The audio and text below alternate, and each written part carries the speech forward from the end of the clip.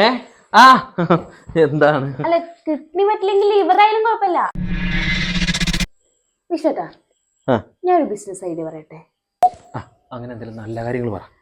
അതായത് ഉം. നമുക്ക് 2 കിഡ്നി ഇല്ലേ, ആ അതിൽ ഒരെണ്ണം നമുക്കിപ്പോൾ വിൽക്കാം.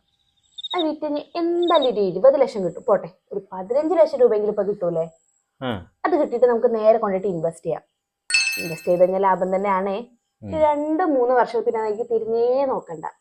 അത് കഴിഞ്ഞ് കഴിഞ്ഞാൽ എന്തായാലും ഒരു 60 ലക്ഷം രൂപ എന്തായാലും നമുക്ക് കിട്ടും. ആ സമയത്ത് വേണമെങ്കിൽ വിഷ്ണു വേണമെങ്കിൽ ഒരു കിഡ്നി നമുക്ക് മേടിക്കാം. ഒരു 10-20 കൊടുത്തിട്ട് ഇനിയിപ്പോ നല്ലത് തന്നെ മേടിക്കാം.